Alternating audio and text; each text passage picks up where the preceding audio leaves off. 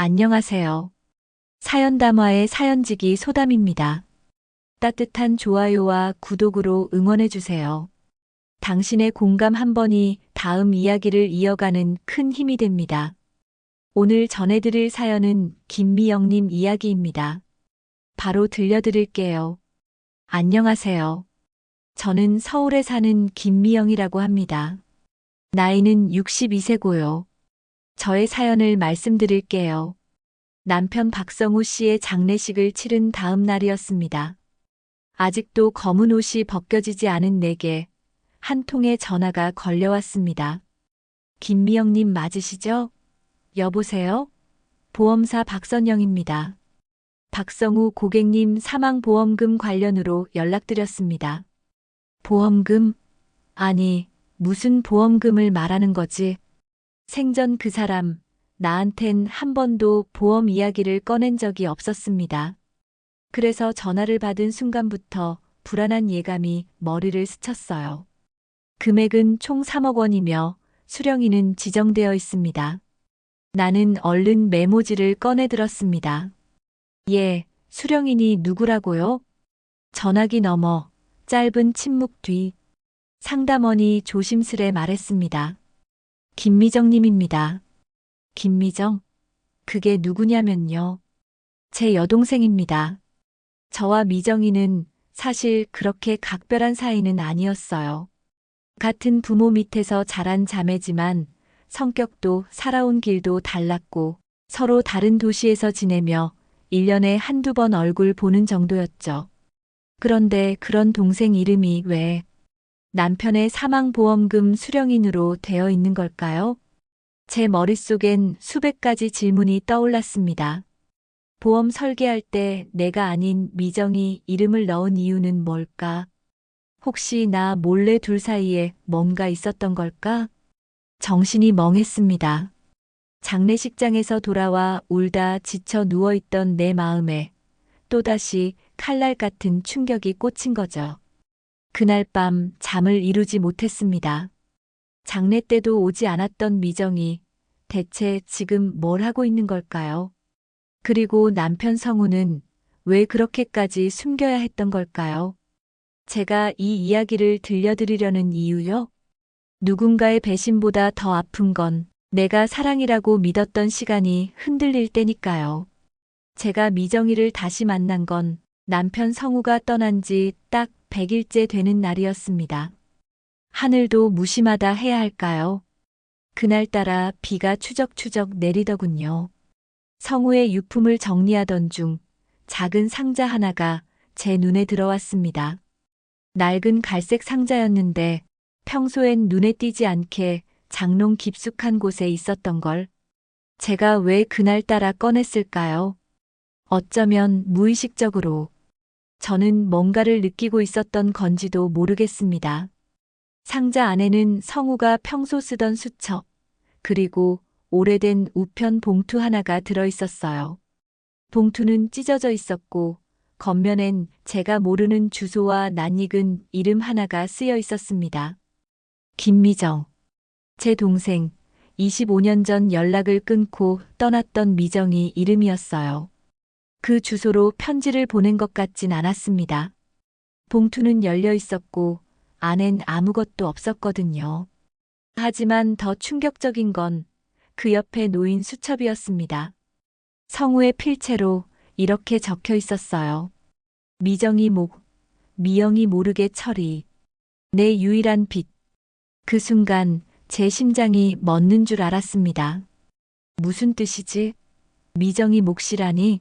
성우가 왜 미정이 이름을 적어 놓은 거지? 머릿속이 뒤죽박죽인 채로 저는 결국 그 주소지를 찾아갔습니다. 서울 외곽의 오래된 다세대 주택가, 녹슨 대문 앞에서 한참을 망설이다 문을 두드렸어요. 그렇게 다시 마주친 미정이는 제가 기억하던 그 아이가 아니었습니다.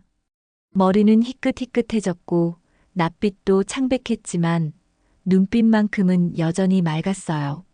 저를 보자 눈이 휘둥그레지더군요. 그리고 잠시 아무 말도 없이 서 있더니 조용히 말했어요.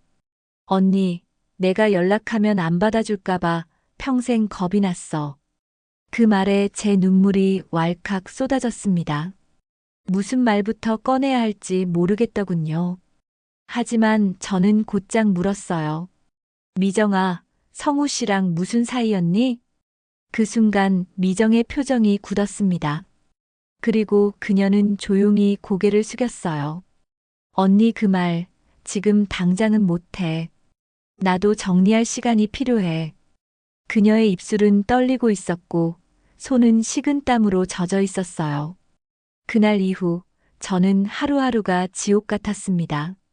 무언가 숨기고 있는 미정이, 그리고 성우의 유품 속 편지와 기록들, 모든 게 꼬여 있었어요.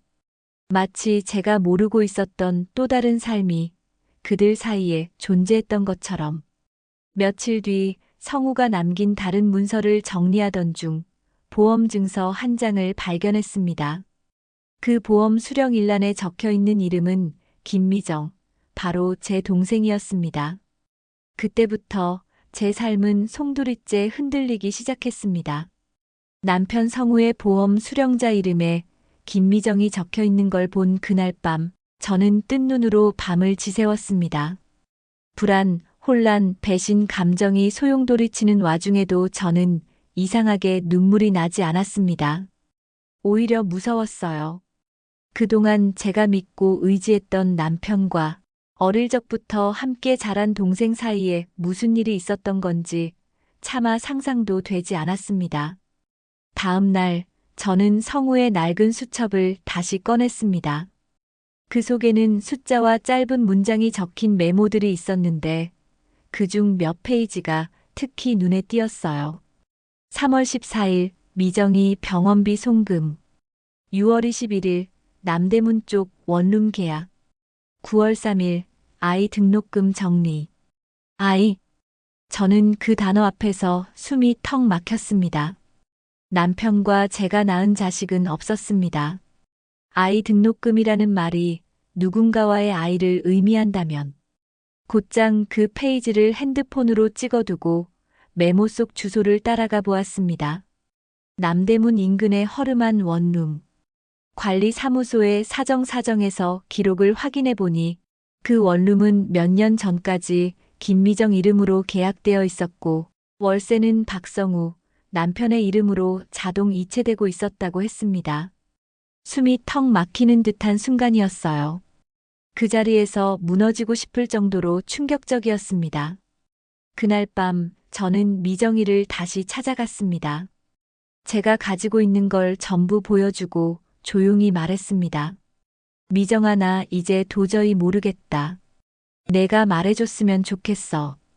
대체 너랑 성우 사이에 무슨 일이 있었던 거야? 미정이는 한참 동안 조용히 있더니 제 손을 꼭 잡았습니다. 그 손끝이 어찌나 차가웠던지 순간 울컥하더군요. 언니, 이 얘기를 꺼내는데 20년이 걸렸어. 성우 오빠랑 나 그렇게 된 거 아니야. 우린 오래된 사정이 있었어. 그리고 그녀는 아주 오래된 우리가 어릴 적 살던 시절의 이야기를 꺼내기 시작했습니다. 회상 1990년대 중반 김미정의 고백. 그날 언니가 대학 면접 보러 간 날이었어. 집에 혼자 있었던 나한테 동네 형이라고 따르던 성우 오빠가 찾아왔어. 그냥 TV나 같이 보자고 그랬던 게. 미정이의 눈가가 붉어졌습니다. 처음엔 언니한테 미안했어. 그날 이후 오빠랑은 연락도 안 했어. 그런데 몇 년 후에 다시 마주쳤어. 그리고 내가 어려운 상황에 빠졌을 때 오빠가 도와준 거야. 그냥 사람이 필요했을 뿐인데. 그녀의 말은 끝나지 않았지만 저는 모든 걸 이해할 수 있었습니다. 남편은 제가 모르게 미정을 돕고 있었던 겁니다. 그녀가 힘들 때 아무에게도 말하지 못하는 과거를 안고 살던 그 시절에 남편은 조용히 뒤에서 그녀를 지켜주고 있었던 거예요. 그럼 아이는? 제가 조심스레 물었습니다. 성우 오빠 아이 아니야. 미정이가 단호히 말했어요. 그 아이는 내가 잠시 잘못된 선택으로 낳게 된 아이야. 오빠는 그저 그 아이가 상처받지 않게 내가 엄마로서 역할을 할 수 있게 도와줬을 뿐이야. 그제야 조금씩 그림이 그려지기 시작했습니다.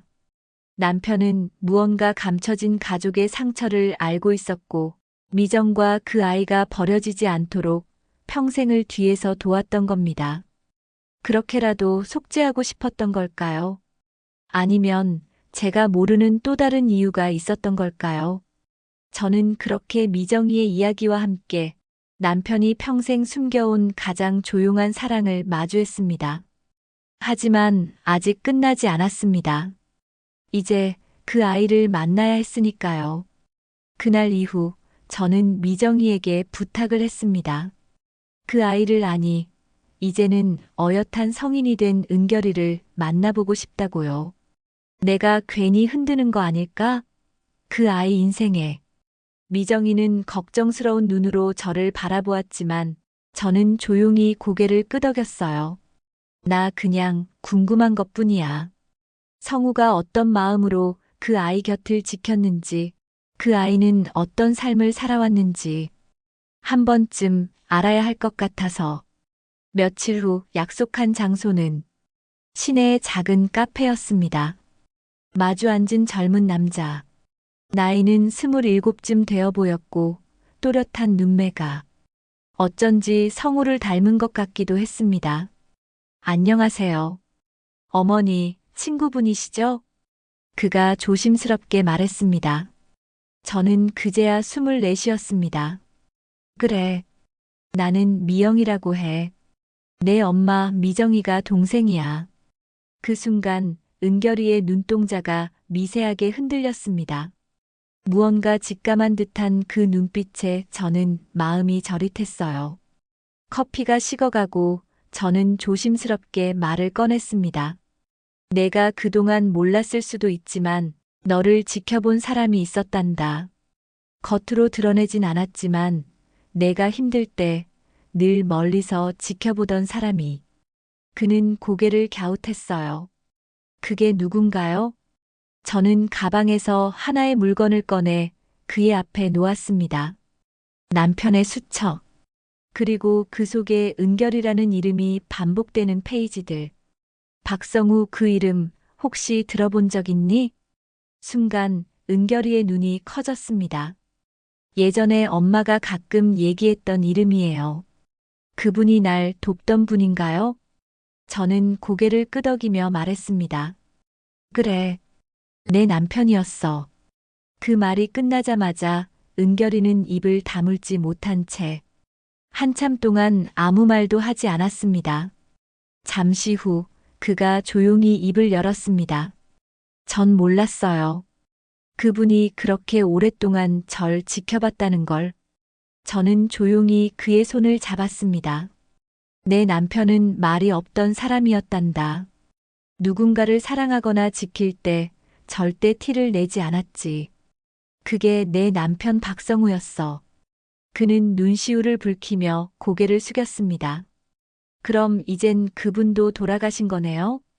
저는 고개를 끄덕이며 말했습니다. 그래. 얼마 전 세상을 떠났어. 그런데 그가 마지막까지 내 이름을 적어두고 간 걸 보면 넌 분명히 그의 마음 한켠에 소중한 존재였던 거야. 은결이는 천천히 손을 접으며 말했습니다. 그럼 전 그분을 아버지라고 불러도 되나요? 그 말에 저는 목이 메었습니다. 넌 그럴 자격이 충분해. 성우도 그걸 원했을 거야. 그날 이후 은결이는 가끔 저희 집에 찾아와 밥을 먹었습니다. 어쩌다 보니 없던 자식이 생긴 것 같은 이상한 기분이었지만 그 아이의 말 한마디, 표정 하나하나가 남편을 닮아 남편을 떠올리게 해줘서 마음이 따뜻해지더군요. 미정이도 조용히 제게 말했습니다. 언니, 고마워. 이 아이가 이제는 어디에 기대야 할지 알게 된 것 같아. 저는 조용히 웃었습니다. 이젠 나도 기대고 싶어. 성우가 남기고 간 마지막 인연에. 며칠 뒤 남편의 유품 중 하나였던 오래된 금고를 정리하다 작은 봉투 하나를 발견했습니다. 보라색 리본이 살짝 풀려 있는 편지 봉투. 수취인은 다름 아닌 김미영. 그리고 옆에는 흐릿한 글씨로 써 있었어요. 당신이 이 편지를 읽는 날 난 이미 곁에 없겠지. 봉투를 뜯기까지 손이 떨렸습니다. 한 글자 한 글자 남편의 글씨는 여전히 단정하고 부드러웠어요. 미영아, 살아있는 동안 단 한 번도 잘했다는 말을 들은 적이 없는 사람인데 너 하나가 내 인생에 남긴 따뜻함이었어. 미정이와 은결이의 일로 널 힘들게 해서 미안했어. 사실은 처음부터 알고 있었단다. 미정이가 내게 도움을 요청했을 때 나는 한참을 고민했어. 내 아내인 내게 숨기는 일이 어떤 의미인지 또 그게 어떤 죄인지 알면서도 은결이의 작은 손을 보았을 때 나는 거절할 수 없었어. 내가 너에게 직접 말하지 못한 건 그 모든 것이 결국 너를 잃는 일이 될까 두려웠기 때문이야. 미영아, 당신은 언제나 나보다 더 넓은 사람이라고 믿었어. 그래서 마지막엔 당신이 이해해 줄 거라 무서운 희망을 품고 이 글을 써. 그 편지를 읽는 순간 눈물이 앞을 가렸습니다. 바보야, 나는 알고 있었어. 너라는 사람이 그렇게까지 무정할 수 없다는 거.